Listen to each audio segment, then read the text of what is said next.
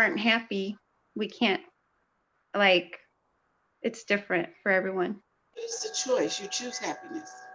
Exactly. You have to make yourself happy before you can make anyone else. Oh yeah, definitely. You know, so I'm not understanding why employers don't feel that that's necessary to get good employees and to keep retain. You know, retention is one of the things that they, you know, have, you know, that they Exactly. work with. So I'm not understanding that at all. Yeah, me either.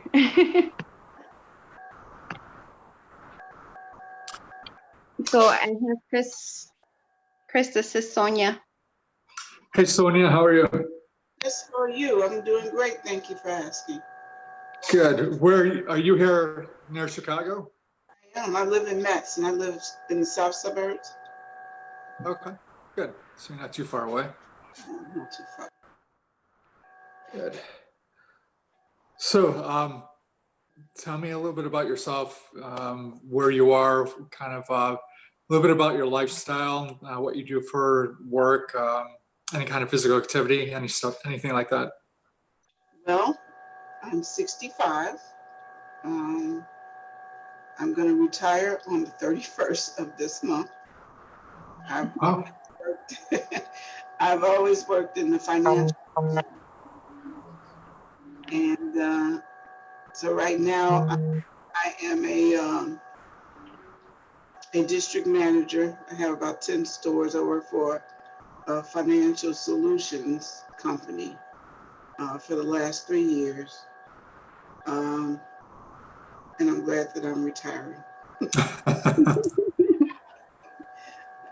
And in terms of my physical activity, I like to walk. I like to walk outside more than inside, but you know, when weather turns, you know, I'll turn on YouTube and go to a walk video and do that.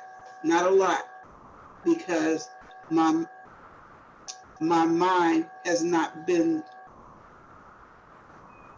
good, I will say.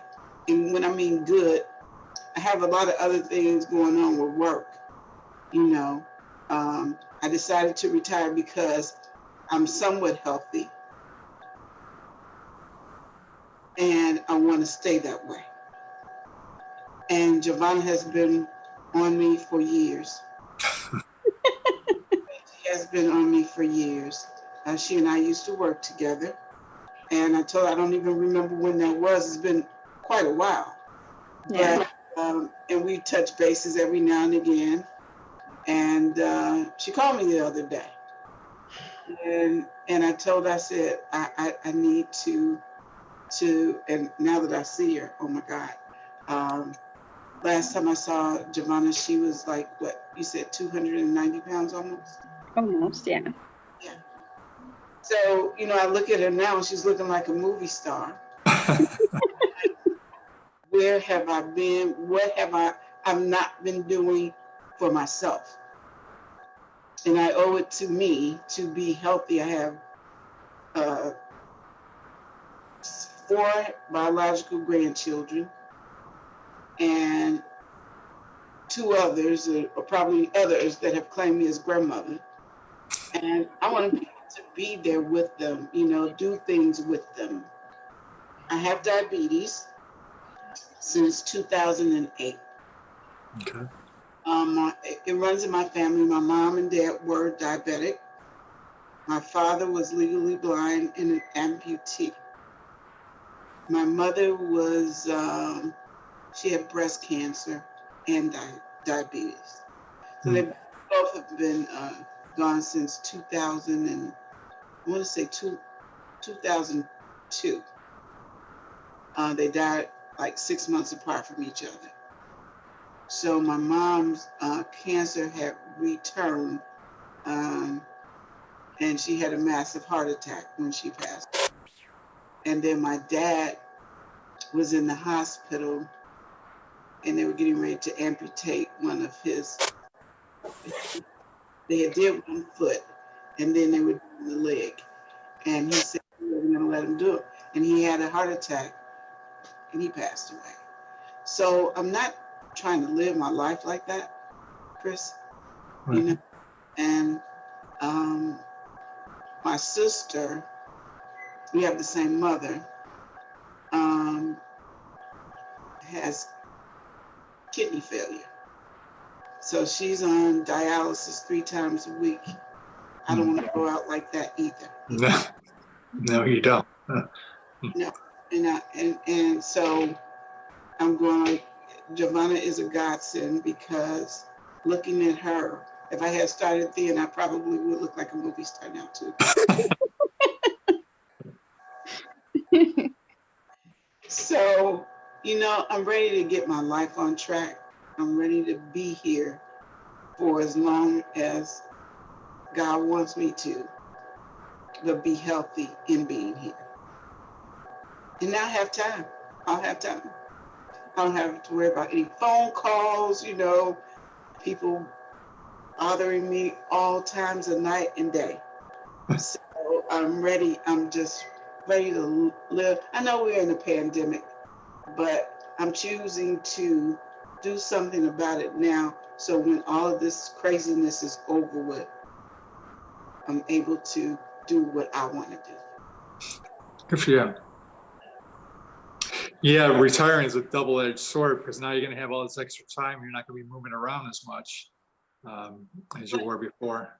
I plan to get up every morning, and while we've been blessed with not having any snow, so I still, you know, dress warmly. I have a couple of friends in the next subdevelopment. They go walking every day. They get up every morning, and we got this bridge that's about. Looking at the bridge now that goes past my house, and it's about a mile long. Okay. Maybe if I meet up with them, we could walk, especially the bridge, and I could do more than one time a day. I'm not going to be too overzealous because then that would burn, you know, get me gone really quick. But I'm gonna try. I have a dog. I have a grand dog. Grand dog, you know, they don't walk her like she should, and she's getting older. So I figured we could go out walking in the morning. So she loves that. Yeah. Good. Yeah, it's a common thing. The reason why I started doing this is because my adopted father had type 2 diabetes for a very long time. And in his final days, he had both legs amputated because of gangrene. He was 95% blind. He was on dialysis for years before that. And just dialysis alone, I don't know how people do that. It's like it's like a part-time job. You're there for like 20 hours a week, dedicating to getting new cycled blood. Yeah. Yes, I'm glad that you're aware of things that have happened and that you have the choice. And it's an interesting thing that everybody brings up that family members, it's in the family. And there's no such thing as a type 2 diabetes gene. So just because your parents have it doesn't mean that you're going to get it. You could be predispositioned to it. Like I am to cancer. Everybody in my family has died of cancer at a very young age. It's your environmental signals that you're allowing into your body that's going to pull the trigger. So you might have a prone to it, but the trigger doesn't have to be pulled if you don't feed that trigger. So you making the right steps with the walking and to get more exercise and to start taking care of you. That's all the environmental signals that you need to prevent this from happening. And there's no guarantee. I mean, I can't say I guarantee you won't get it. Nobody can guarantee, not even the best doctor in the world can guarantee you that you're not going to get it. It's just, it's going to lessen your chances dramatically. And everybody in the group is beginning success. Some people have gotten off all their medications. Some people are off half their medications. One of them has reverse diabetes. So when you say that it's a progressive disease if you follow the treatment that your doctor tells you to follow. Mm-hmm. So their job is to give you medications. That's how they make their money. So your job is to watch out for you. You know what?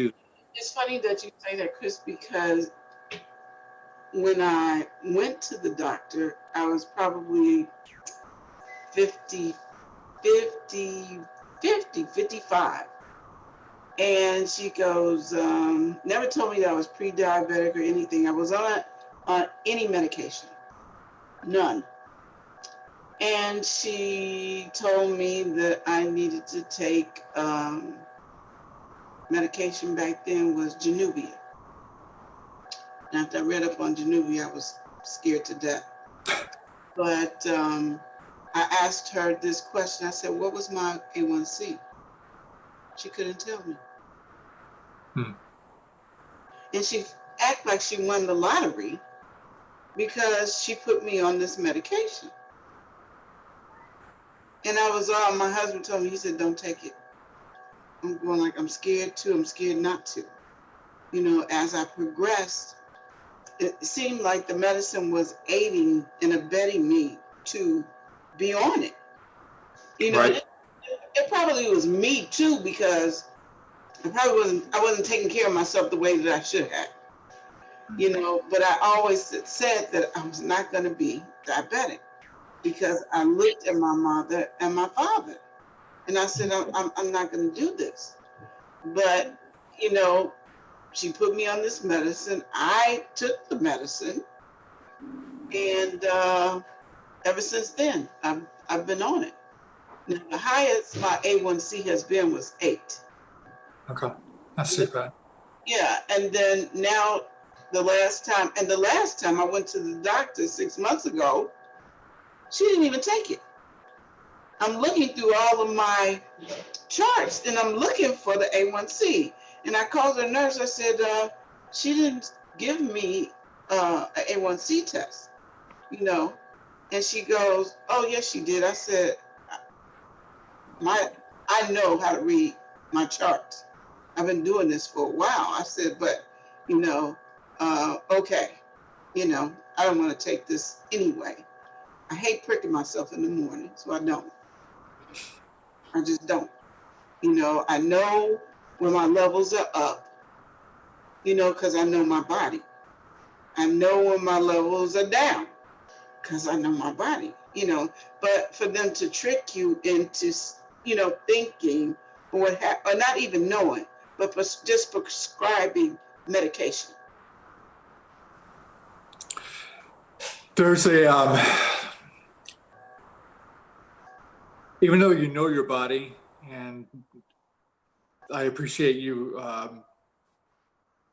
paying attention to what you're feeling physically, there's a thing called hypoglycemic unawareness. And what happens when your sugars are up high for a longer period of time, as duration, as time goes on with you having type 2 diabetes, it starts dropping down. And you don't realize it drops down because you're starting to get those highs and lows all the time, and it's becoming normal. So when you're getting down to a normal person, their blood sugar levels are normally between 80 and 120, and that's including being fed. So not just a fasted state. So I'm talking about being in a fed state also.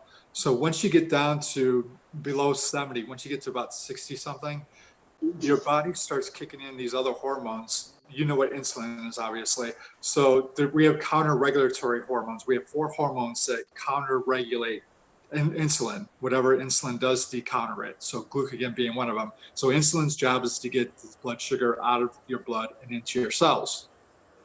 But then you start getting down lower and lower. And if you don't feel like you're starting to get faint or dizzy or anything, or you're not feeling like tingleness or headaches or dizziness or anything like that, you could still be down in a hypoglycemic state and not even know it. We have one member who is down continuously in the 40s, and that becomes life-threatening. And she doesn't even realize it until she hits below a 40. So pricking the finger, unfortunately, is something I would recommend. And I know you don't want to hear it. I wouldn't want to do it either. But this is one of the things to look forward to, not having to worry about doing that once you start getting your body to start working the way it's supposed to be working. So our bodies are designed to heal itself. So if you start giving the body the raw materials it needs to heal itself, it will. The medications, as you say, one of our members in here, she was taking a lot of like 400 units of insulin, and she would wake up in the middle of the night with her blood sugars being super low. So then she would eat some sugar to bring her blood sugars back up. But in essence, what she was doing is that she was feeding the medications so that she could stay on the medications. And that's the way that our healthcare system is designed. It's designed where they make you eat a certain way to keep you on those medications. And if you don't eat that way, then those medications are going to make you go into a hypoglycemic state. So you're doing the right thing of paying attention to your body and trying to avoid medications. I'm not saying, I can't tell you to go on medications, to get off the medications. I can't tell you any of that stuff. But do whatever you think. I would like to know where your blood sugar levels are, though. As much as you don't want to prick, we need to know where you are. The A1C, unfortunately, the way that the United States is designed, we're a capitalistic country, and the pharmaceutical industry regulates the healthcare system. So whatever they say, the healthcare system does, because that's who has all the money, is the pharmaceutical industry. So there's testing that you could have done years and years and years ago. 13 years, they show that out 13 years before you become a diabetic, it can show you that you're starting to lead into diabetes because of these tests that you can do instead of the A1C. I would still recommend the A1C, but the fasting blood glucose, you're saying that your doctor didn't tell you that you're pre-diabetic. What they do is they do the fasting blood sugar test when you're in a fasted state, but blood sugar is the last thing that comes up. Your insulin shoots up 13, 14 years before your blood sugar starts shooting up. And insulin, what they're doing, what your pancreas is trying to do is that your blood sugar levels are up way too high. So your body knows that it's dangerous and it could kill you. So what it does, it releases more and more insulin to get that blood sugar back down. And once you keep doing it year after year after year after year, your pancreas starts wearing out and you can't produce as much insulin as it once did. And that's when your blood sugar level goes up. So you've had problems years and years before you're even diagnosed.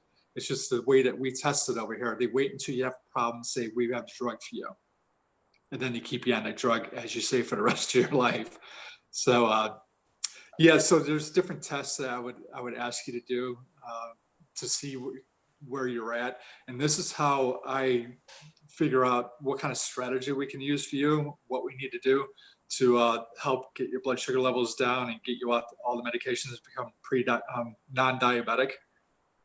Is we do a lot of blood work, because that's the only way we figure out what's going on inside you is with the blood work. So as Jovi knows, we do lots and lots of different hormonal tests, and it's the hormones that dictate what's going to happen with your body. It's not calories. Your doctor tells you to cut calories out, and they tell you to eat more carbs when you should be eating less. You should be eating more fat, but we had this fat, as you lived through, the whole low fat craze, because fat causes heart attacks. And it's not true. It's the sugar that's causing all the heart attacks and strokes, because all that builds up inside your blood sugar, inside your veins, and it starts ruining your veins. So the cholesterol and saturated fat has to go in there to patch up those holes.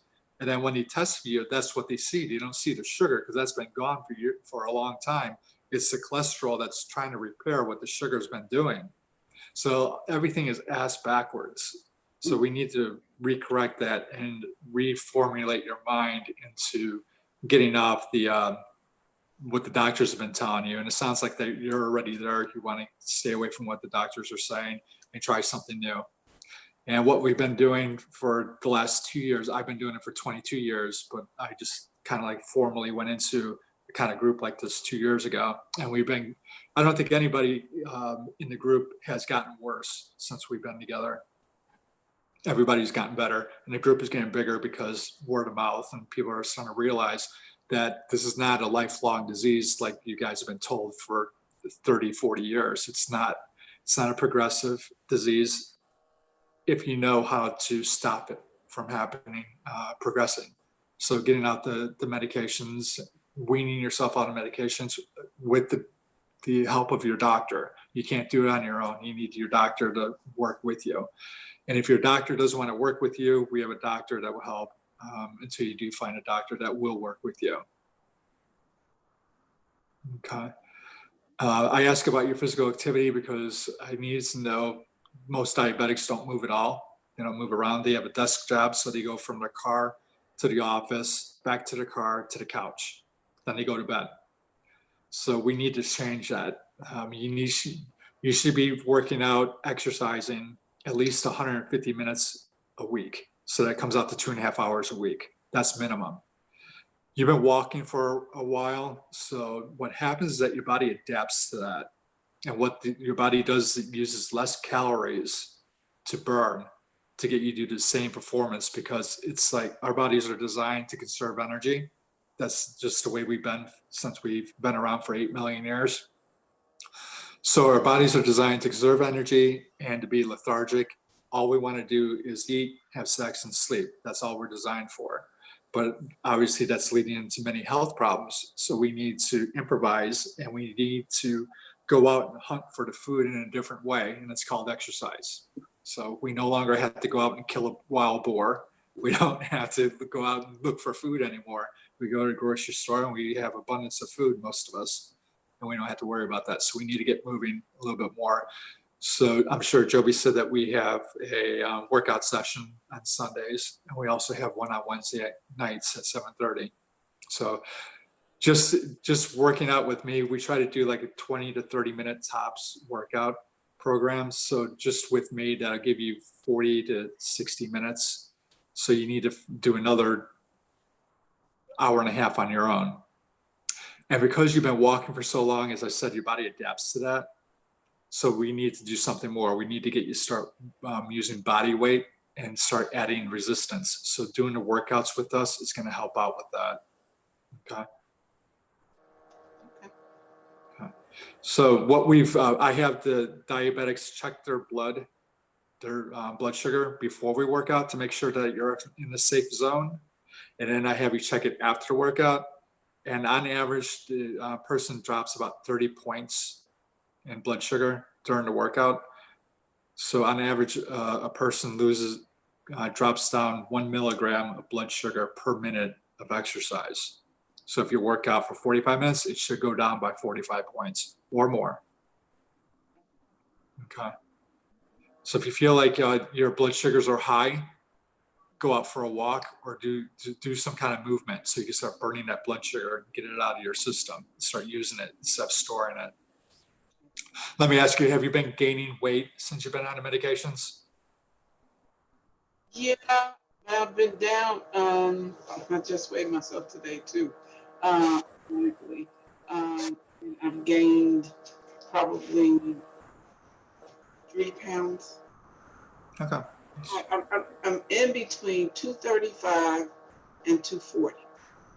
I can't, and then sometimes I'll go down to 232, 230. Between 230 and 240 is where I am basically. And I've been like that for probably over a year. What were you before that? 250, 58. Oh, so you were higher. What were you, do you remember what you were probably like when you were 25, 30 years old? I was probably 160, 190. Okay, so that's about where you should be. Yeah, as we age, our bodies just don't work as well as they did when we were younger, and you start gaining a little bit of weight. But then you start getting all these hormones. What's happening is that you're building up a lot of inflammation. Diabetes, inflammation is the root cause of diabetes. So we need to get rid of the inflammation. So the more body fat you have, the more inflammation you have. The more medications you take, the more inflammation you have. The more stress you have, the more inflammation you have. How's your stress level? It's pretty high because I manage people. Okay.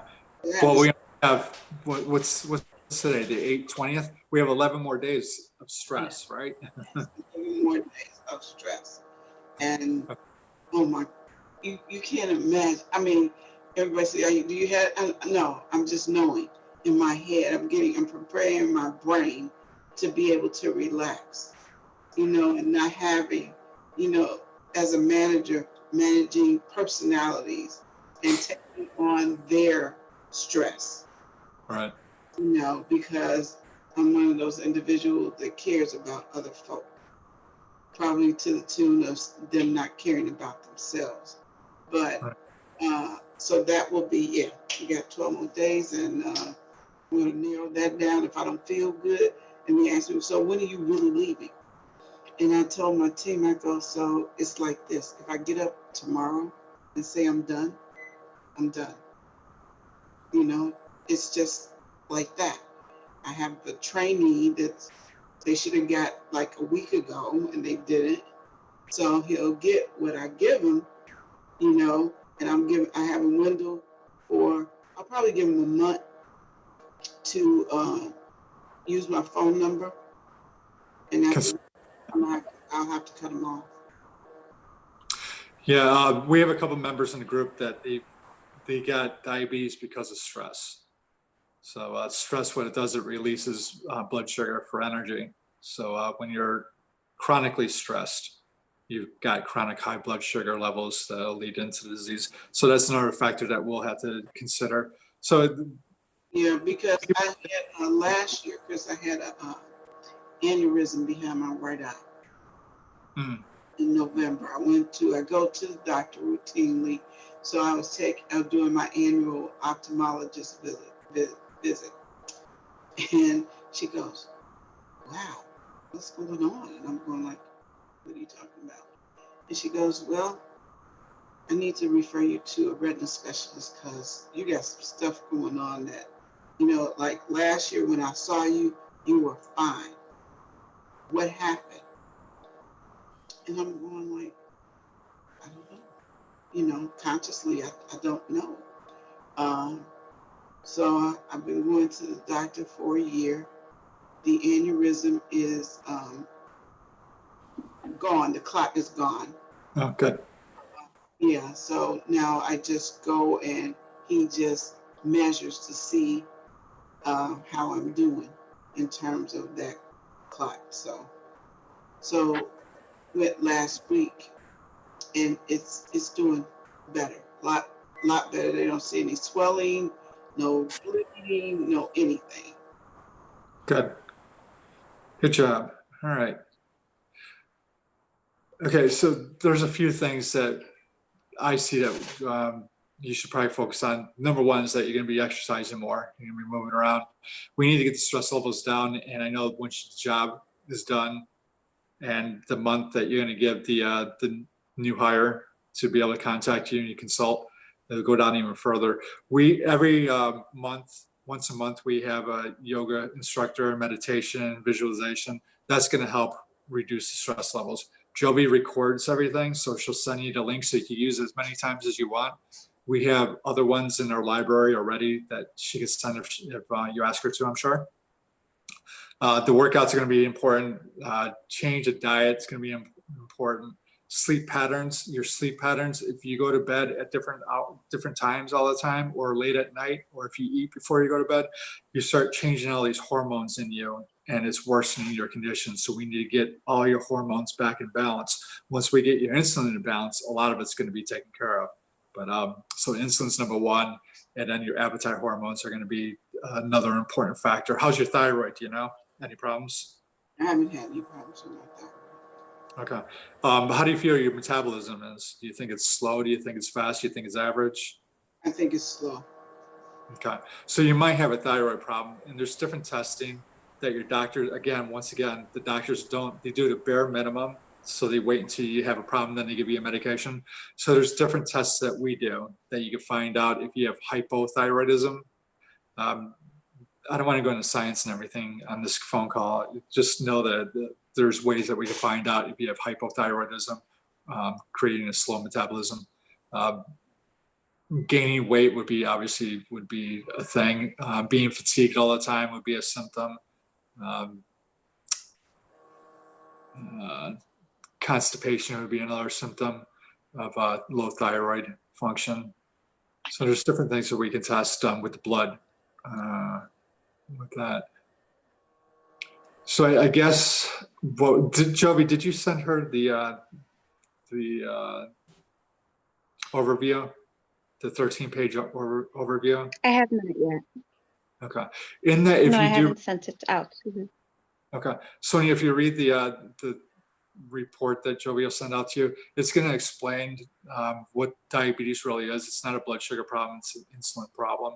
And I explain it in this report, and I've got science behind it. Everything I do is based off of science. I have doctors that are affiliated with us, so that if I have any questions with any of this stuff, I go to them.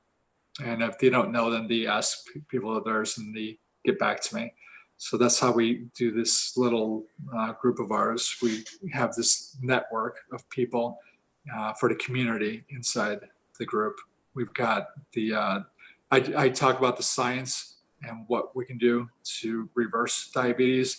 And I also lead everybody through the workout session. I've been a functional health strategist for 22 years. I've been working with top people over here.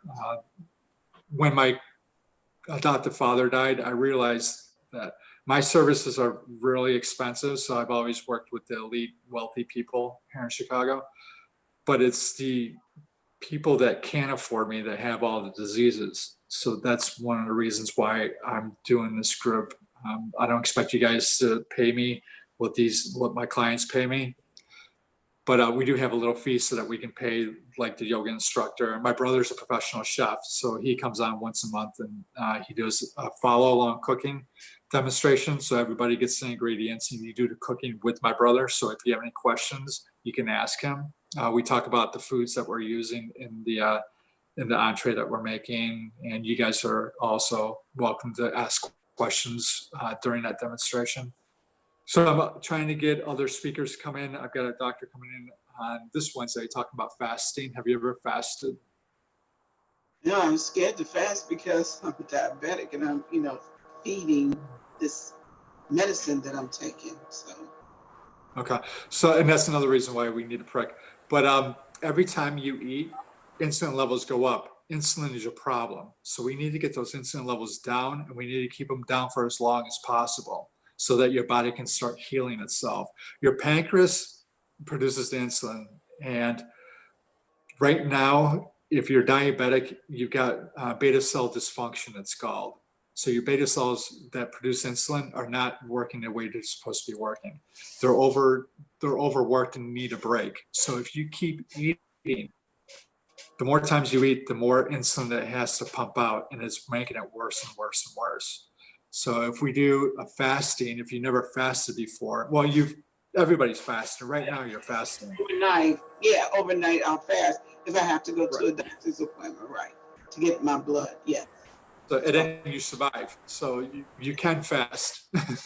So we just need to do it on a regular basis. So if you can do 12 hours, which I know you can do because you did that with your doctor. So we'll start off with the 12-12. So you do 12 hours not eating. So if you go to bed, what time do you go to bed? Let's go start from there. Yeah, probably between 10:30 and 11. Okay. And after you retire, then we can start pushing that back. So optimum, you're right around there. Optimum time is between 10 and 6 of sleep. That's when your body resets itself. It goes through a circadian rhythm in the 24 hours of wake and sleep cycles. So if you're not eating from 10:30 until the time you wake up, do you eat as soon as you wake up? No. Okay. What time do you eat when you wake up? It depends on what my schedule looks like for the day. So sometimes I might eat at 9. Then other times I might not eat until 2, 3, 4.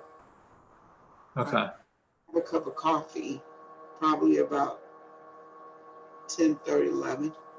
What do you put in your coffee? All kind of horrible things. So I do, I do Truvia, and I do coffee made mocha. Okay, so that's breaking your fast. Okay. Can you go black coffee, nothing in it? Let's say I'm not a coffee drinker anyway. Okay. So I drink for the taste. So, Okay. the mocha is what I go for. Okay. So I can try. I mean, Can you, how do you feel about green tea? Green tea I like. Okay, why don't we switch to green tea? Green tea, it's got a lot of antioxidants. Number one thing is that you have a lot of, we all do, but diabetics have even more. They're called free radicals. Have you ever heard of that term?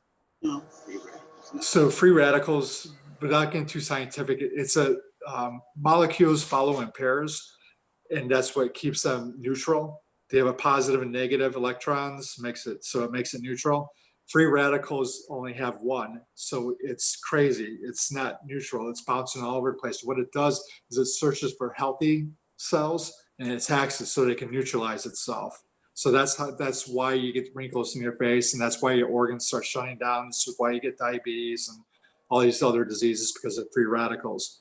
So another word for free radicals is called oxidation. So when you look at a car, when it doesn't have paint on it and water and the air hits it, it starts rusting. That's the same thing as what our body does on the inside, because we have minerals inside. We have iron and we have heavy metals in us, like mercury and aluminum. So we actually start rusting on the inside also. So we need antioxidants. The opposite of oxidation is antioxidation or antioxidants. So green tea is going to help out majorly with that. So if you like green tea, go ahead and drink it all day long. It also has a compound in there that shuts off an enzyme in your body called CMOT, which will help you from feeling hungry. It shuts off your satiety feelings. Oh, okay. Or your hunger feelings, rather. Tea or, I have Starbucks. Green tea, black tea's okay, but green tea, because it's got the EGCG in it. And it's a long word that I can't remember how to pronounce.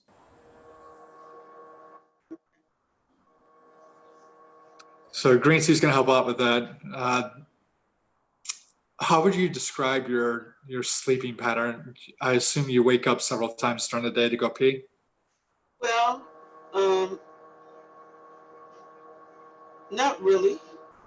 I wake up around sometimes about 5:30, and I'll go pee. And then when I start to get dressed at about 8:30, then I'll do it again. But during work, it depends on where I am, what office I'm at. If it's clean or not, I could probably go more than once. If it's not, then I won't. But I don't pee. It depends on what I eat. Right. Yes. So that could vary. So if I have a bad day and I get a donut or a piece of cake or something along with a Pepsi, then I'm up and down all night. But if I'm just sticking to my water, then I don't have that problem. Okay. Yeah, donuts and Pepsi. Here's a little trick. I see that you're taking down notes. Write this one down. Whenever you look at the back of a package, try to minimize, in the first place, try to minimize as many foods as you can that comes in a package, because we need to start focusing on real whole foods and not packaged processed foods.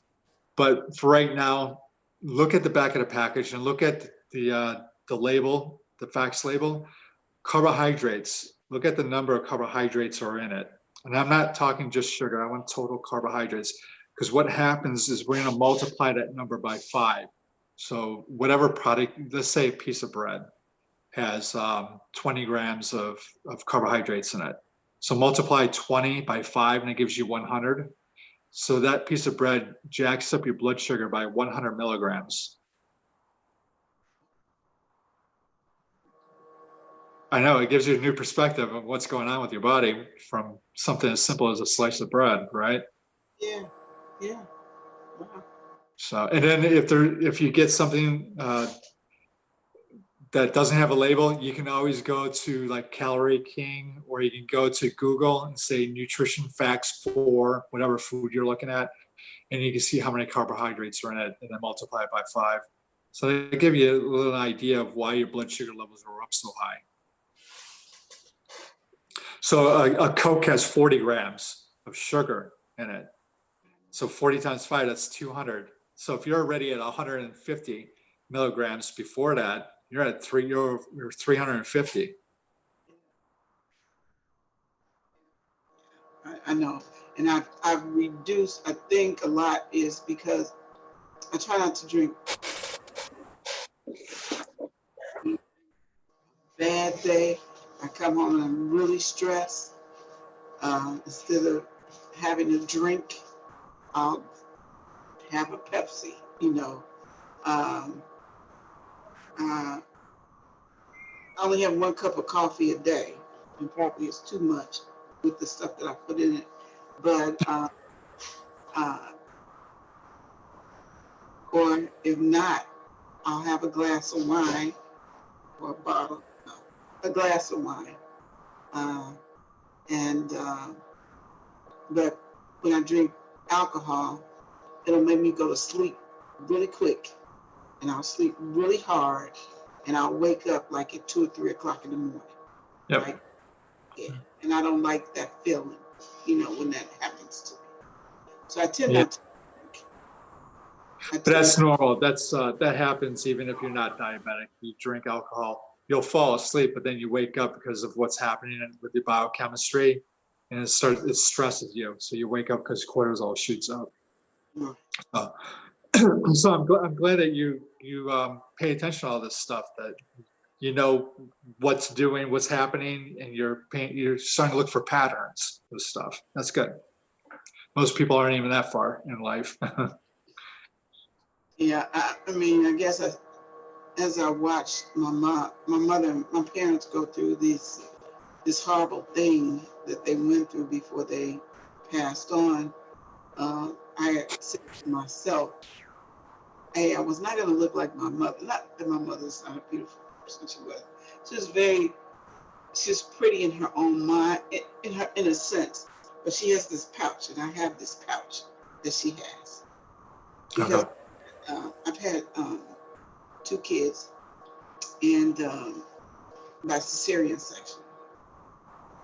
So I don't know, the muscles in my belly, you know, broke. I don't have any muscles. Followed by C-sections. I've had hernia repairs. I've had how many hernia repairs? I've had 3 or 4. So I have this mesh in my stomach as well. Not a mesh. It's the rubber, because my stomach, I was told in 2003 that my stomach is like Swiss cheese. I got these holes, which causes the hernias. So I've had mesh, and then the last time they did it in 2003, they put the rubber in. So, you know, tried to work out. Does nothing with my stomach. You know, that's where my bulk of my fat is, in my middle. You know, other than that, you know, my husband doesn't say I'm fat. That's because he loves me. But I know that, you know, I could be thinner, but with my stomach being the way that it is, it looks so disproportionate that, you know, I would probably look a little odd if I didn't have one, but I would love not to. Okay. Let me ask you this. Did they say that your stomach can repair itself if you change your diet? Never told me that. Okay. I'm just guessing. I'm just asking. I don't know if you can. I was seeing if the doctor said anything about that. If you're getting too many acids in you from the Coke and all the sugar, that's all acidic. The Cokes, the Pepsis are all acidic. Coffee's also acidic. So you might be having a lot of acidity, a lot of acid foods that are causing the stomach problems. I'm just guessing here. I'm not sure. So we might want to changing up your diet, getting off the sugars and refined carbohydrates is going to help out dramatically. And I'm curious to see if it's going to help out with your stomach as well. Have you been tested for fatty liver disease? Okay. Usually it goes because your liver is the engine of the body. So what happens is that when the liver starts clogging up with fat because of the foods you're eating, it's not functioning properly. So that's where everything starts. You start building up high triglycerides. Do you have high triglycerides? Okay, so you probably have a fatty liver. I'm not saying you do. I'm saying you probably do. You have to get tested. It's the only way you'll know. So what happens is that triglycerides are formed from sugars, refined carbohydrates, and ethanol, which is alcohol. So if you cut back on those, your triglyceride levels should come down. The stress also, you'll have to worry about the stress because stress also brings triglycerides out of your fat cells and into the blood, because that's how fat transports in your blood, because fat and water don't mix, right? So our blood is like water. So the fat wouldn't go anywhere. So it gets encapsulated into a protein, and it's called triglycerides or lipoproteins. Yeah, I guess we'll have to start off with what you're eating right now and what kind of changes you're willing to make, like right off the bat. Some people can go cold turkey and go right into it. Some people need to take baby steps. So I need to figure out what kind of personality type. So now I'm managing you. So now I'm going to get stressed. So I need to know what kind of personality you have. But I think, I'll try. I have my daughter's coming in tomorrow, and she's, a healthy person with her workout every day, and the food, Cool. food that she eats, the quinoa and Not for you. not for me. No, not at all. I could try. I love rice. You love what? Rice. I will eat rice before I eat a potato. If I had my druthers, I know it's neither one of good for me. But that is, and I have triggers. So my trigger is when I get totally stressed out, I could come home and get a bag of chips and take it out, take a whole bag.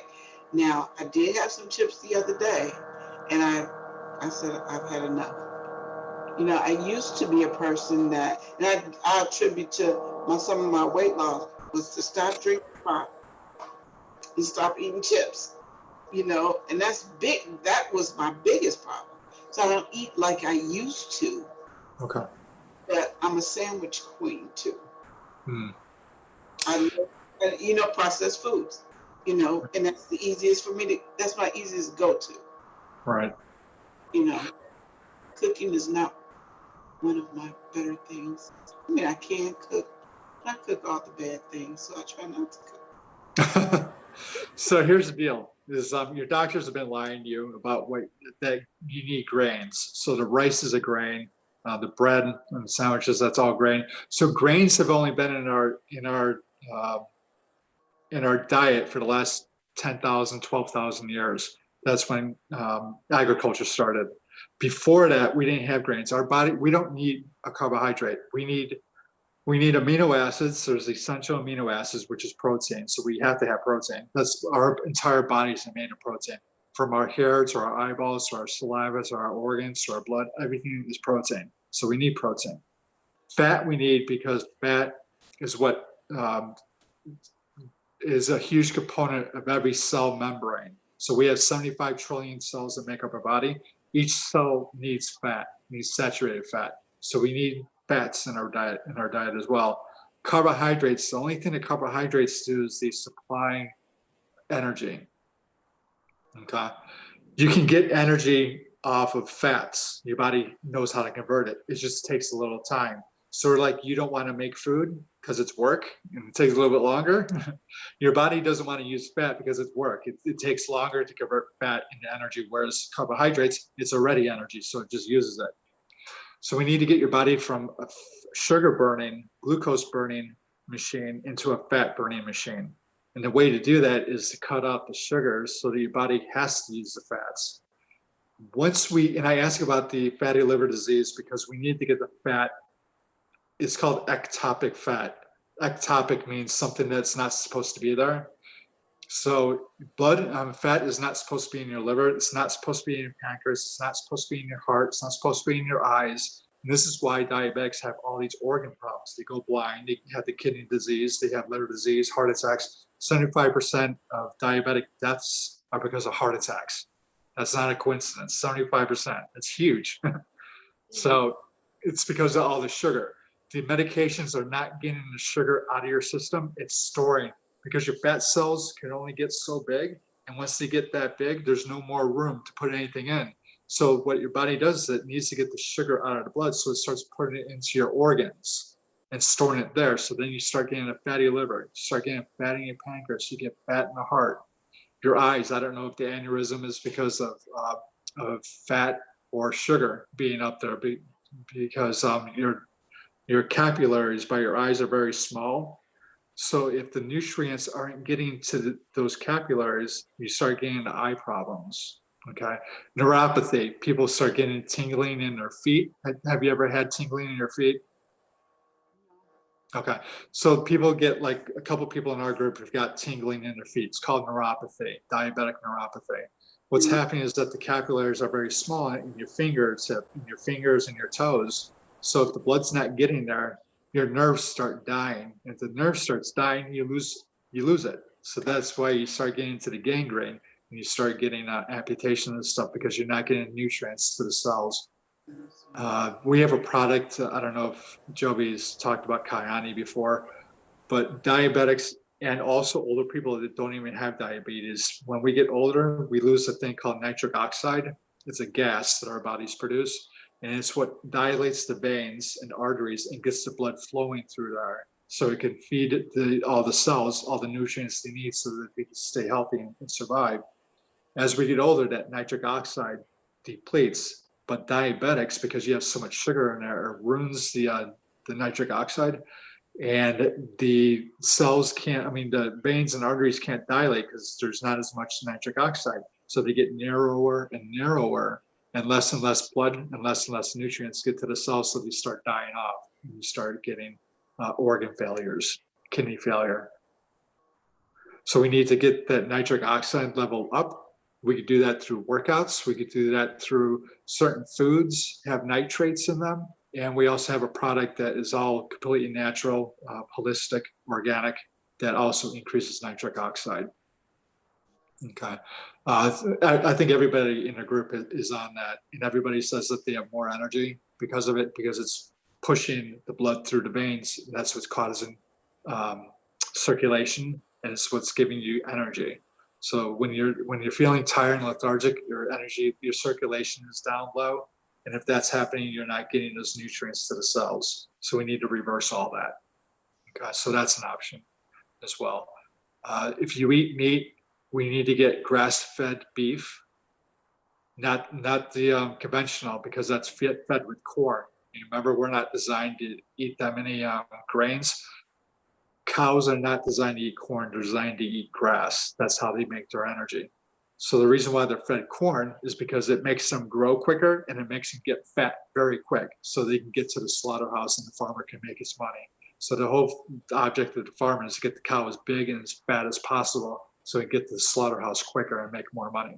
So that's what the corn does, not only to cows, but the fish and to pigs and lambs. So any animal that we eat, they feed corn to in the conventional farms. So you have to go to the grass-fed, or you have to go to a holistic farm where they feed them what they're supposed to be eating, grass. And chickens are not supposed to be eating corn. They're supposed to be eating grasshoppers, and bugs, and flowers, and seeds, and all that stuff, and weeds, everything that the ground provides. So we need to look at what you're eating. If you're eating conventional beef, conventional pork, catfish, anything that's farm-raised fish, we need to get rid of all that, because that's contributing to your diabetes and your unhealth. So I don't eat a lot of beef. I eat more turkey, and chicken and fish. Okay. So, I mean, a rotisserie chicken, seems like you don't like to cook. Rotisserie chicken, organic one at Whole Foods is only $9.99. And I know you can't eat a whole chicken by yourself because I have a hard time doing it myself. So $9.99 is pretty cheap for organic chicken that's already cooked. You just bring. So we need to lay off the rice. The rice is causing huge spikes in your sugar levels. We need to eat more. Do you know what cruciferous vegetables are? No. Okay, broccoli, cauliflower, Brussels sprouts, asparagus. All the things I like. Things that you don't like. I do like. No, I do like all of those. I like broccoli, Okay. cauliflower. I can take it or leave it, but I will eat it if I mix it properly with the broccoli. Asparagus, I love if it's cooked right. Yeah, but how do you cook it? What define cooked right? Meaning that most of the time I'll do the asparagus in the oven. But what do you put on it? You know, a little olive oil, a little garlic. You know, Okay. Even with since you talked to me, I'll start using the air fryer more, especially with my vegetables. But I like all the vegetables. Okay. Spinach, I don't like it cooked. I like it raw. You know, I Okay. eat it when it's raw. So, yeah, I mean, fish. My daughter made some fish the other day in the air fryer and some salmon, and it was really good, really good. So, I do like vegetables. My green, you probably don't. I'm gonna try to cook it with no meat. So and I don't use pork to cook my greens. I do it with turkey, a smoked turkey, which is cool. Yes, all these things that taste good. Yeah, unfortunately, are not good for you. Because smoked, what it does is it creates nitrates. Nitrates are carcinogenics, so it'll cause cancer, Yes. or it'll increase your risk of cancer. Whole Foods has some things like bacon. I don't know if you're a bacon eater. They have. You do like bacon? No. I do love bacon. So Whole Foods really isn't that more expensive than going to Pete's Market or Jewel. It's a little bit more pricey, but in the end, you're going to pay for your health either the front end or the back end. You're going to have to spend it on medications, doctor visits, surgeries. It all adds up. So do you want to pay on the front end and try to prevent all that stuff from happening? Or do you want to wait and then eat whatever you want and then go through all the surgeries, go through all the pain and agony and start deteriorating? So I always think of it, you know what, you're going to spend it one way or the other. You might as well spend it on the good quality stuff and help prevent this stuff from happening. So when we look at, we'll say fish, we did a talk about a month ago about farm-raised fish, and I showed the color differences between wild-caught and conventional farm-raised. They actually put color. They add color to salmon to make it look like salmon, because the salmon in farm-raised farms, obviously, they feed it corn and the meat is gray, and nobody's going to buy a gray fish because it looks disgusting. So what they do is they add color. They'll give them pink color dye pellets, or they'll give it different food products. There's actually a pharmaceutical industry that makes food dyes for salmon specifically to make it look like salmon. Oh my So goodness. we did this talk about a month ago, and I showed everybody. When you see side by side, you can see the huge difference. Salmon is supposed to be like a ruby red, and you get a pink color when you go to Jewel or Dominic's or Pete's Market. And when you look at the wild raised, it's like maybe $2 more a pound, but it's well worth it. I mean, you're getting something fresh. It's getting holistic. They're eating what they're supposed to be eating, which is algae and bugs and stuff. And algae is going to give them the omega-3s. And then whatever the animal eats, you're eating. So if the animal is eating corn and it made them fat, that's what's going into you, and now you're going to be storing fat. If the animal was in the conventional farm where they're stressed out because they're right on top of each other, they're pooing on top of each other, that's why they're on antibiotics, because if they have cuts on them, they'll get infected and they'll die. So they have to get shoot them up with antibiotics to shoot up with hormones. And this is why girls at 8 years old are getting breasts. They're having menstrual cycles when they're 10 years old. They're not supposed to, not until they're like 13 or 14. It's because of these hormones that are in the foods that it's going into your body. And now it's in your meat, whatever you ate. Does that make sense? Yeah, it does. Okay. So this is why buying the organic, the wild caught, and the grass-fed stuff is so important, because whatever the animal eats, you're eating too, and it causes diseases in you as well. Makes sense. Okay. All right, so we went through a lot of stuff. I know it was like a fire hose, all this information, and I saw you took some notes, so that's good. If you have any questions, of course, you know how to get a hold of me through Jovi. We'll be having a session on Wednesday. If you want to join, 7:30. We'll have a Dr. Sherry, friend of ours, Jovi and I, friend of ours from Texas. We're going to be talking about fasting. All right. In fact, I just talked about fasting last Wednesday, but she's going to talk about some experiences with her clients and stuff. But everybody in the group is fasting, whether it be a 12-hour fast or a 16-hour fast or a 24.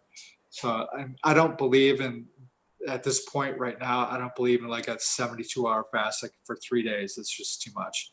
So I do believe a 12-12 is very realistic, because you're sleeping for at least 8 hours. So all you do is go through 4 hours of not eating. Also, stop eating about 4 hours before you go to bed. So if you go to bed at 10:30, stop eating at 6:30, because it's messing up with your hormones. We need to get those hormones back in balance. Just getting home from work.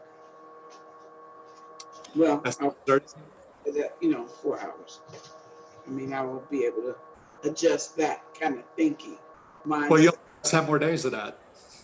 Yeah, right. I'll be able to go to bed, eat before 6. Okay. Yeah, be done eating about 6:30, 7 o'clock at the latest. So how's your sleeping? You're able to sleep through the whole night? You wake up at 5:30, you go to the bathroom, you go back to bed, and wake up whenever you need? Usually if that happens.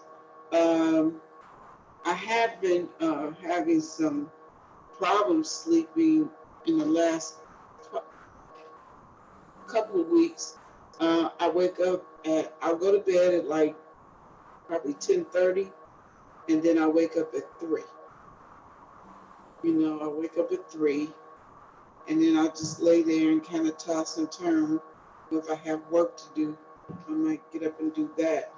But and then or if I lay back down, I wake up at like 8:30, 9 o'clock. I'm supposed to be up getting ready for work, Okay. Yeah. The stress, what it does, it's going to release cortisol.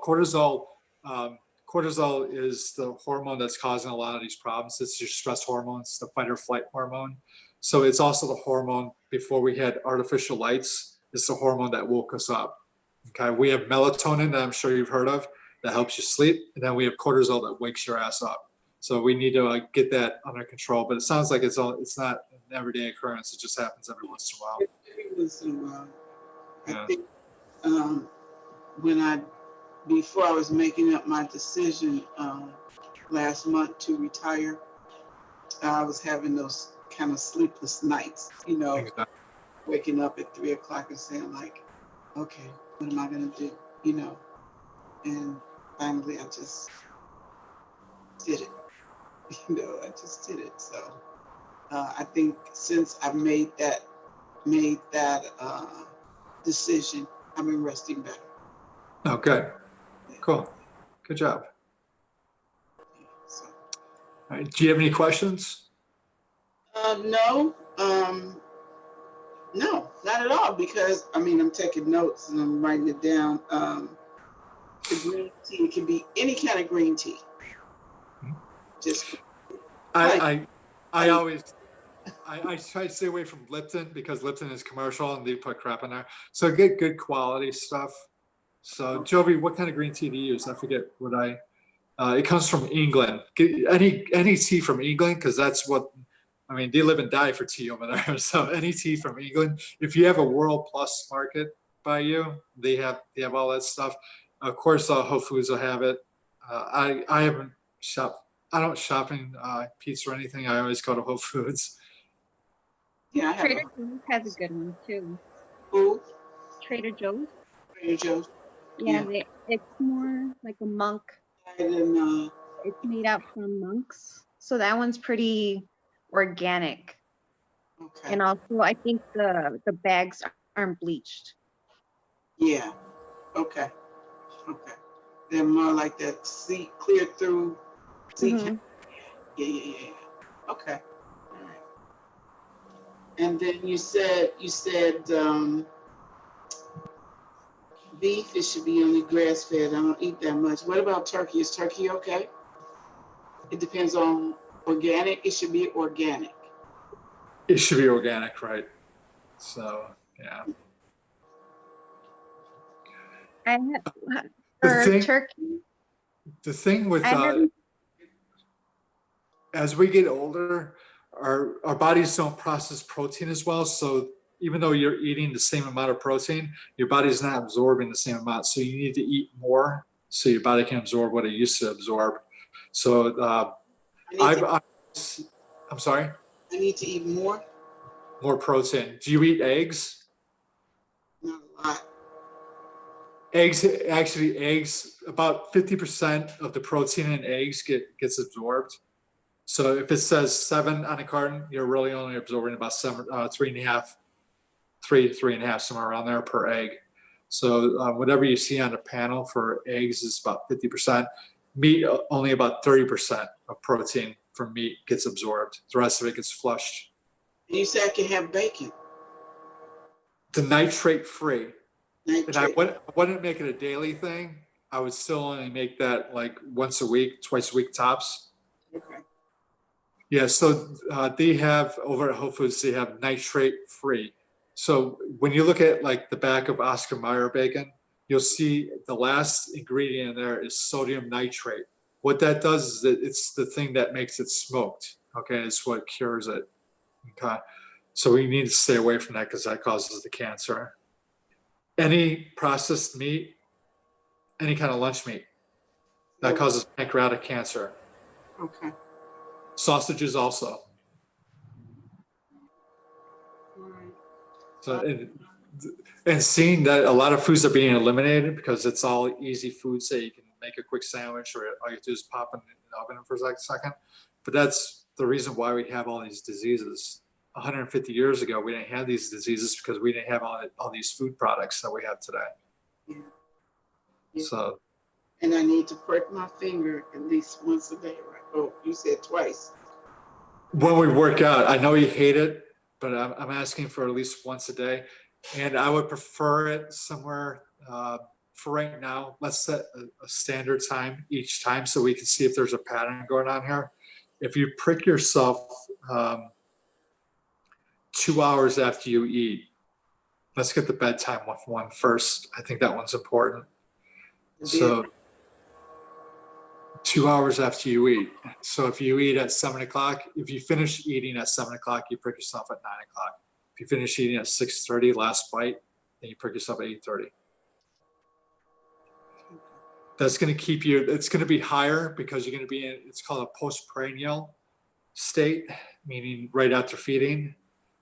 So it's going to be a little bit higher because your blood sugar is going to be up because you have all this, your food is digesting and it's putting the sugar into your blood and it needs to get out.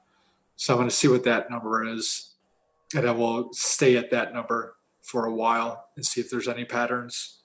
What about in the mornings? If you want to prick yourself twice, I'll take the morning one too. I'll do it in the morning and at night. I just, and you made a statement about eating a lot. I don't eat a lot.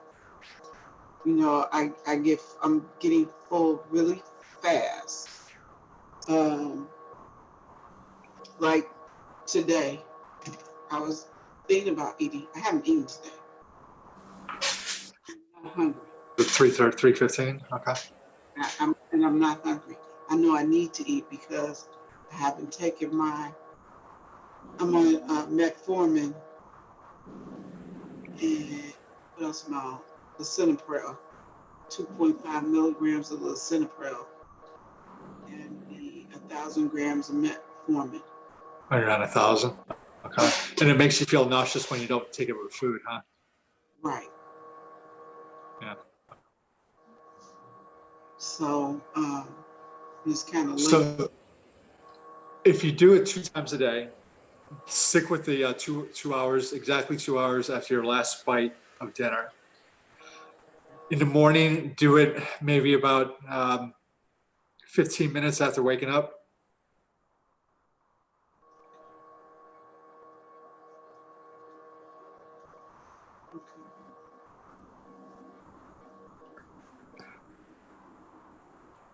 So we don't know what the average, you don't know what your average blood sugar is because you never test it. Okay. So don't be surprised if it's up. The morning one is going to be up pretty high because your cortisol wakes you up. Cortisol releases fat so that sugar goes into your blood, and then insulin has to come up too. So don't be surprised if your morning ones are pretty high. Okay. But then you're taking metformin, so it might counter it. We'll find out. Let's do a month of doing that, and then we'll make a graph, and then we'll be able to see a graph seeing it visually. A graph is going to tell you if you're getting better, or if you're getting worse, or if you're stabilizing.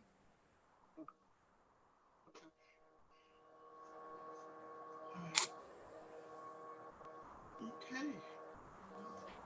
I learned a lot today. I've been looking at like I said, when I take my blood test, I was going to make an appointment to see the doctor because I usually go in November. I didn't go this November because of the pandemic. So, but I was going to call her. The last we did was in, I think it was June. We did a virtual visit. Okay. She put my prescriptions up. And I don't know how to do that through a camera without doing blood work. So if you do blood work, get your A1C, obviously, but also write this one down, a C as in the letter C dash peptide. P is in Peter, E, P, T is in Tom, I, D is in dog, E, C peptide. That's going to give you an indication of how healthy your pancreas is. Okay. Because when your pancreas creates insulin, it also creates C-peptide. So because insulin is so volatile, it goes up and down very quickly all day long. C-peptide is more stable, so that we'll be able to get a better reading off the C-peptide than insulin. any other tests that I think I should ask her to give me besides this one? Well, first of all, I think your doctor is going to argue with this one in the first place. If she does, we have a doctor for you to go through that accepts insurance. Okay. If your doctor does not argue with this, and I know she's going to be asking you why you want this, and I would just tell her, me personally, I would say, I just want to see how healthy my pancreas is. And she'll probably ask you, what do you mean? So I won't even, I don't know what I would say. Do whatever you want. All right. The other one that yeah, I will. And especially because, and the A1C because, yeah, I'll talk to her. the other 2 more tests. I want to find out how much inflammation you've got going on through you. So the first one is called a highly sensitive C-reactive protein. So the acronym is small h, small s, dash C, the letter C, R, P is in Peter. Okay, that's going to give you an overall, it's an inflammatory marker of inflammation throughout your whole body. It doesn't tell you where it's at. It just tells you that you're inflamed. I'm guessing it's pretty high if you're type 2 diabetes, but we can use that marker to measure your progress as time goes on, to watch that go down. The other marker for inflammation is called homocysteine. Let me write that down first before I tell you, because I think I misspelled it last time.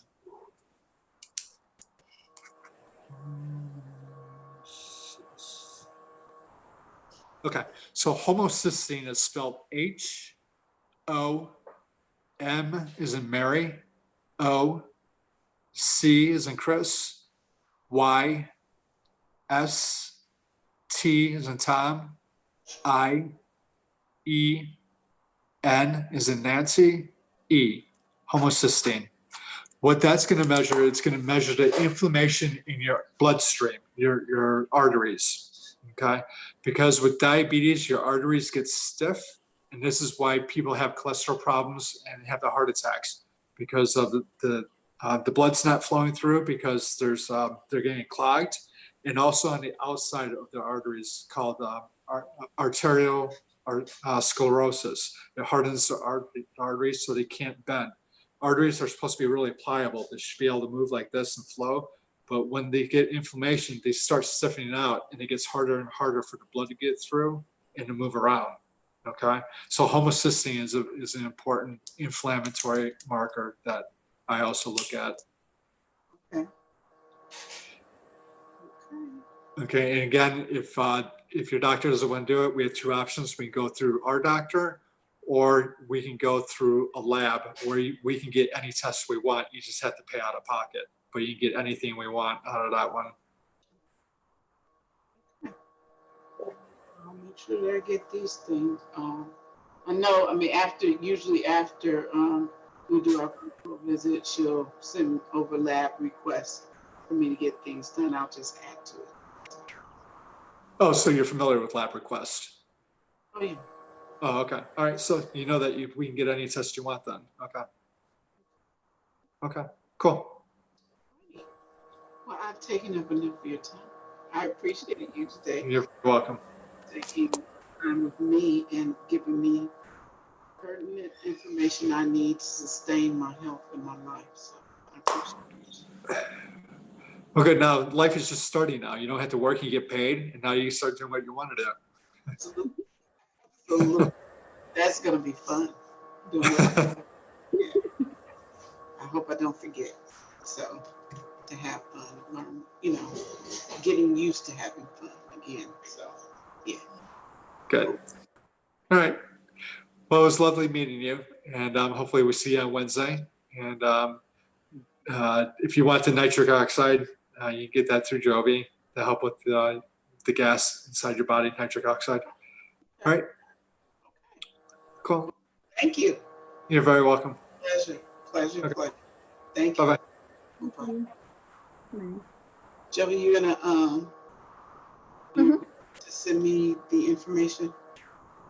Yep. And I'll do the PayPal today. Okay. Yeah. Yeah, I'll email it to you. I do need a disclaimer from you. I need your signature on the disclaimer.